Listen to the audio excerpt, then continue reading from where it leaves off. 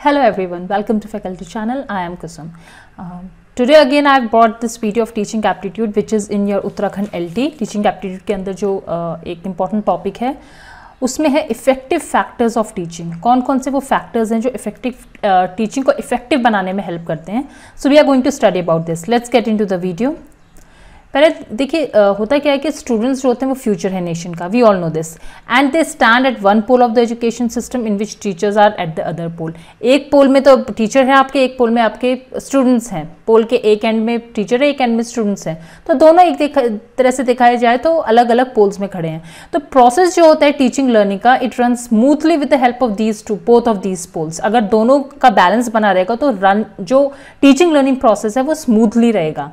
These two poles of the education system make a perfect balance and take a system to another height। और इन दोनों इनके जो perfect balance होता है इसकी वजह से ही जो एजुकेशन सिस्टम है वो और ऊंचाई तक पहुंचता है। टीचर्स हार्ड वर्क करती हैं, इंफॉर्मेशन कलेक्ट करती हैं, इम्पार्ट करती हैं नॉलेज को स्टूडेंट्स में in the process of teaching. यहाँ पर क्या होता है कि कुछ सर्टेन डायरेक्ट और इनडायरेक्ट फैक्टर्स होते हैं जो टीचिंग लर्निंग प्रोसेस को इफेक्ट करते हैं। वो क्या हैं वो आज की वीडियो में हम पढ़ेंगे। What are the factors which are affecting teaching? Teaching process affect करता है by various parameters such as teachers का, learners और environmental factors। ये तीन बहुत important factors है teaching learning process में। These three factors make the whole process of learning easy and smooth। Learning जो होता है वो स्टूडेंट्स के लिए लाइफ टाइम होता है और इसलिए वो बहुत इंपॉर्टेंट है ताकि उनका एक बेस बना रहा है जिससे कि वो आगे जाके अपना करियर बना सके, प्रोफेशनली भी अपने आप को करियर प्रोफेशनली बना सके और पर्सनली भी उनको हेल्प कर सके in their behavioural impact, how good their behaviour is going to be. जो तीन फैक्टर्स जो इंपॉर्टेंट हैं उसमें वो ये तीन हैं जो है। फर्स्ट आपका ये हो गया एक तो लर्नर साइकोलॉजी या individual characteristic of the learner, teachers and classroom supports और environment and other surrounding factors. What are these three? We will read this in detail. See, teacher and classroom supports जो होता है, teachers are the pillars of the students. Obviously वो base हैं, pillar हैं, उन्हीं के support में students खड़े हुए हैं।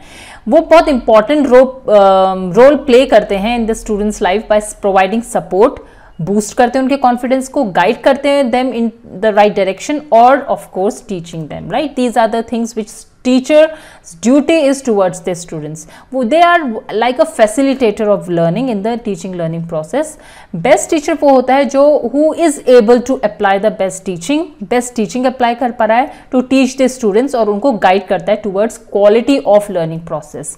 वो कौन कौन सी qualities होती हैं टीचर्स की जो इसमें हेल्प करती हैं? देखिए, फर्स्ट क्वालिटी हो गई educational qualification. Learning of different subjects and areas they can, ये प्रोवाइड कर सकता है हाईली वैल्यूड जो इंस्ट्रक्शंस होते हैं जिनको effect which can effect that one who with only general degree. मतलब सिर्फ एक डिग्री नहीं है बल्कि उनके अंदर हाई वैल्यू को भी कल्टीवेट करते हैं।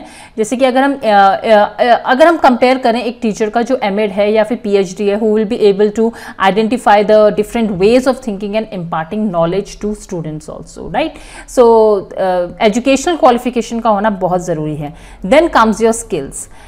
सी, जो टैलेंटेड टीचर होता है, teaching talent is different psychology, ये अलग ही टाइप की साइकोलॉजी है। One who has higher degree can't be assure that he is the right instinct and can teach in better way. ऐसा जरूरी नहीं है कि वो बहुत अच्छे तरह से पढ़ा सकते हैं जिसपे जितनी हाई डिग्री है, राइट?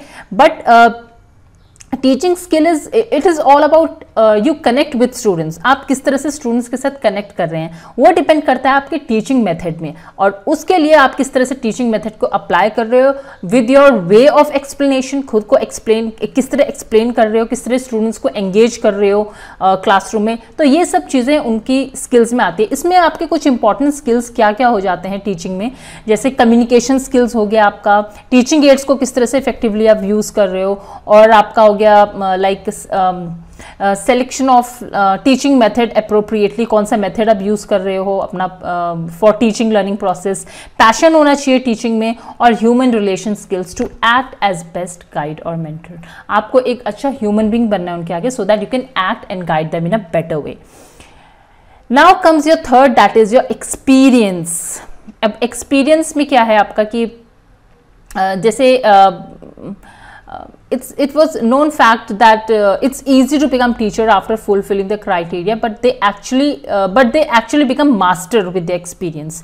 मतलब इसमें ये ऐसे बोला जाता है, मतलब आप अंदर जब जाते हो टीचिंग प्रोसेस में तो आपकी एलिजिबिलिटी क्राइटेरिया के में अगर देखें तो आप बहुत ईजिली टीचर बन जाते हो, लेकिन जैसे जैसे आपके ईयर्स बढ़ते रहते हैं आप मास्टर हो जाते हो अपने सब्जेक्ट्स में.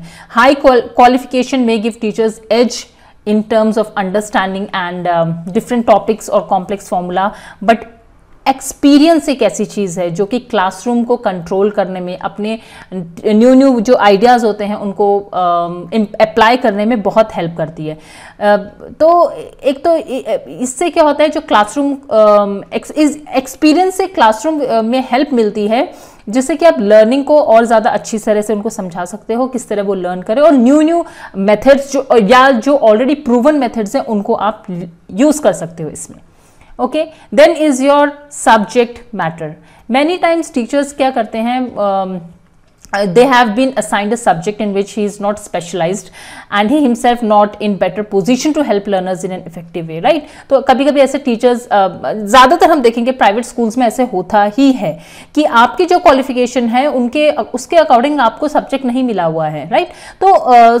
तो वो जो पढ़ा सकता है, जिस अपने सब्जेक्ट में जितनी कमांड होती है टीचर की, उसके अकॉर्डिंग वो बच्चों को नहीं दे पाता है.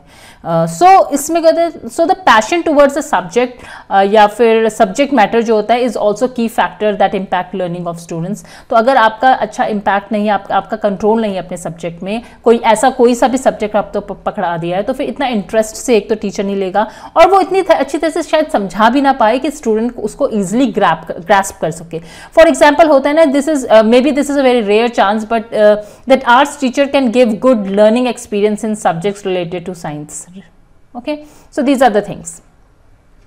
Now we come to the learner psychology या individual characteristics. learner की psychology, देखिए फिजियोलॉजिकल और साइकोलॉजिकल फैक्टर्स जो होते हैं लर्नर्स का, वो बहुत इंपॉर्टेंट फैक्टर होता है टीचिंग में, इफेक्टिव टीचिंग बनाने में. जैसे every individual studying in a class poses different qualities, हर एक की अलग क्वालिटी होती है. That is very true, right? हर कोई एक जैसा नहीं होता है, जिसके लिए कि अलग अलग टाइप के डिफरेंट टीचिंग मेथड्स की जरूरत पड़ती है. Now it is very necessary to take note of the intelligence of students. जो स्टूडेंट है उसका intelligence level, ethnic group of students, कौन से ग्रुप से बिलोंग करते हैं, रेस क्या है, believe and socio economic status of the learner when teaching in the classroom. इन सब चीज़ों को नोट करना पड़ता है एक टीचर को, बिकॉज आप सबके साथ इक्वली एक ही तरह से नहीं पढ़ा सकते हो. You should know the intelligence level क्या है स्टूडेंट का, वो बहुत गिफ्टेड चाइल्ड है या फिर वो स्लो लर्नर है, तो लेकिन आपको क्लास में दोनों को ध्यान में रखते हुए पढ़ाना पड़ेगा. आप ऐसे नहीं कि आप सिर्फ गिफ्टेड जो बहुत फास्ट लर्नर होते हैं उनको फोकस में लेके आप पढ़ा रहे हो, और जो स्लो लर्नर्स हैं उन पे ध्यान नहीं दे रहे हो. No, you can not do that. Race, believe, socio economic status बहुत इंपॉर्टेंट है आपको पता करने, because it affects the learning process. आपको पता होना चाहिए कि बच्चा किस सोशल इकोनॉमिक बैकग्राउंड से आया है, बिकॉज उसका नॉलेज उतना ही होगा जितना उसको एनवायरनमेंट मिला है. तो उसके नॉलेज को बूस्टअप करने के लिए you need to bring more and more teaching ideas, और ज्यादा मेथड्स आपको अच्छे यूज करने पड़ेंगे कि हर एक ग्रुप को चीजें समझ में आए. So for this you can bring different ideas. Interest होता है ईच स्टूडेंट, क्या है स्टूडेंट्स का interest in the class is also different, which depends on उनका एटीट्यूड कैसा है, एप्टीट्यूड क्या है, मोटिवेशन लेवल कैसा है, मेंटल हेल्थ कैसी है उनकी, और aspiration towards the goal of the students. तो ये सब चीज़ें बहुत इंपॉर्टेंट होती है उनको जो लाइफ में जो चाहिए उसको हासिल करने के लिए. देन मैच्योरिटी कितनी है उनके एज के अकॉर्डिंग, मोटिवेशन, प्रीवियस लर्निंग क्या है उनकी, intelligence, mental health, physical need, diet, nutrition, attention and interest, और goal setting, level of aspiration are the factors affecting teaching related to learners. ये सारे के सारे आपको दिमाग में रख के, उनके नोटिस करके, नोट डाउन करके, ऑब्जर्व करके, आपको ध्यान में रख के ही अपने टीचिंग मेथड्स को आगे बताना है. Last is your environmental factors. देखिए फैक्टर्स अफेक्टिंग द एनवायरमेंटल, जो भी फैक्टर्स एनवायरमेंट को अफेक्ट कर रहे हैं उसमें कौन कौन से हैं आपके, जैसे एक है सपोर्ट मटेरियल्स। अब सपोर्ट मटेरियल्स क्या होता है कि teacher support system is kind of a tool, set of tools that will improve students achievement, जो इम्प्रूव करता है स्टूडेंट की अचीवमेंट में इम्प्रूव करने के लिए कैपेसिटी ऑफ द टीचर्स। जैसे डिफरेंट टीचिंग एड्स और सपोर्ट सिस्टम्स मिल जाते हैं, जिससे कि वो अपने जो समझाना चाहते हैं वो बहुत और भी अच्छी तरह समझा सकते हैं चीज़ों को। वो हेल्प करता है एनालाइज करने में the area in which students are under performing. तो वो जो टूल्स होते हैं, कुछ असेसमेंट टूल्स, इवैल्यूएशन टूल्स, इन सबको सपोर्ट मटेरियल्स ये सब काम आते हैं, जिसमें कि आपका जैसे आपका हो गया स्टूडेंट असेसमेंट एंड स्कोर्स, और teaching strategies and lesson plan, standards and benchmark, और आईसीटी का यूज कैसे आप कर रहे हैं इफेक्टिव टीचिंग के लिए, ये सब आपके हो गए। देन आ गया आपका इंस्ट्रक्शनल फैसिलिटीज। इंस्ट्रक्शनल फैसिलिटीज में क्या होता है, आपके टीचिंग एड्स आ जाते हैं। Teaching aids are here an integral component in any classroom. बहुत इंपॉर्टेंट होता है, ब्लैक बोर्ड हो गया आपका, और बहुत सारे एज चार्ट्स, पिक्चर्स, लाइक वो जो कार्ड्स होते हैं, flash cards, all these things. So इसका जो बेनिफिट होता है वो होता है कि it includes helping learners improve reading skills, comprehension skills, illustrating और रीइंफोर्सिंग अ स्किल और concept, differentiating instructions and relieving anxiety और boredom by presenting information in a new and exciting way. So ये जो इंस्ट्रक्शन फैसिलिटीज होते हैं, ये बहुत, इसमें टीचिंग एड्स आ गया आपका। और आपका then comes your learning environment. Learning environment क्या हो गया, जैसे क्लासरूम का एनवायरनमेंट कैसा है। क्लासरूम के environment plays it really plays an important role in learning process, और ये दोनों टीचर और स्टूडेंट लर्नर दोनों का इफेक्ट करता है। वैसे तो ये मेंटेन करना पड़ता है दोनों की तरफ से, टीचर भी मेंटेन रखे और स्टूडेंट्स को भी मेंटेन रखना पड़ता है।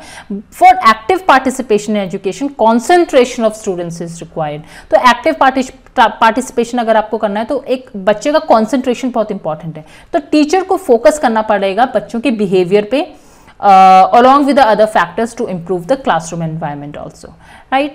Then comes your socio-economic factors. See, socio-economic factors में क्या है कि इसका भी एक बहुत इंपॉर्टेंट रोल है लर्निंग कर्व को अच्छा करने के लिए। It has direct and indirect effects on thinking level of students and teacher both. और बहुत सी स्टडीज़ में ये पॉइंट आउट किया गया है कि poor and rich student classify economically and this factors are influence on the learning speed also. अगर आप देखेंगे कि जो बहुत रिच स्टूडेंट्स होते हैं उनके जो बैकग्राउंड होता है, उनका जो एनवायरनमेंट होता है वो उस तरह का होता है कि उनको एक लर्निंग एनवायरनमेंट मिलता है, because the parents themselves are educated, so they want they pay special focus on the education of the children also. But what happens when you go through a very थोड़ा socio economic background जिनका अच्छा नहीं है जिन students का, तो वहाँ पर एक तो in many of the families जो बच्चे जो स्कूल आते हैं they are the first learners, तो because their parents are not educated तो वो शायद इतना ध्यान देते भी नहीं है। Very few rare cases are there जहाँ पर ध्यान दिया जाता है स्टूडेंट्स बच्चों के ऊपर, बट अदरवाइज ध्यान नहीं देते हैं। तो टीचर को अगर वो ऐसी चीजें देखे और जो अच्छे जो थोड़े वीक बैकग्राउंड से आए हैं उन पे ध्यान नहीं देंगे तो फिर पढ़ाई नहीं हो पाएगी उनकी।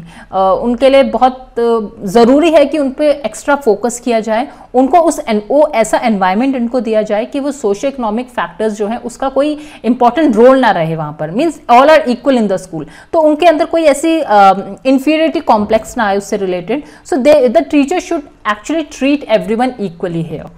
Then is your expectations. Expectations क्या है कि हर एक पेरेंट की एक्सपेक्टेशन होती है अपने वार्ड के लिए कि वो अच्छा करे और जो बाकी स्टूडेंट्स हैं उनसे अच्छा करे, ये एक काइंड ऑफ एक्सपेक्टेशन है। ये एक देखा जाए तो एक साइकोलॉजिकल इम्पैक्ट है ऑन स्टूडेंट्स, जिससे कि उनके अंदर ज़्यादा स्ट्रेस और कॉज होता है, इम्पेयरमेंट्स कॉज होती हैं। It is often seen that if student is not able to perform mentally तो it create depression and sometimes leads to life failure also. जैसे कभी होता है ना कि वो कोई बच्चा अच्छा नहीं कर पा रहा है एग्जामिनेशन में, तो पेरेंट्स का, सोसाइटी का इतना प्रेशर होता है उनके ऊपर, देते many a times we have heard that the student has committed suicide. So that's the reason that parents involvement in the this education process is very important. Parents should expect from the children but not इतना pressurise मत करो कि बच्चा डर के रहे आपसे और it is actually harm at the end of the time. So इतना ज़्यादा stressful नहीं रखना चाहिए students को, but yes, we should provide a very good warm and healthy environment to all the students during teaching learning process. और सिर्फ parent की duty नहीं है, but as a teacher it is the duty of you also that you have to make a very healthy and a very charming environment there, so that students come and they actually want to study from you because of your good teaching skills, the teaching skills you use, the teaching materials you are using, support materials, वो सब चीज़ें, और एक ऐसा environment देना चाहिए जिससे कि बच्चा खुश रहे उस environment में, राइट. सो लास्टली क्या होता है कि हमको मेन हमारा होता है कि बच्चे को समझ आए क्या पढ़ाया गया है और उससे वो कुछ हेल्प मिल सके उसको अपने future in the life. So yes, this is here and next video I will be bringing soon. Till then, take care everyone and bye bye.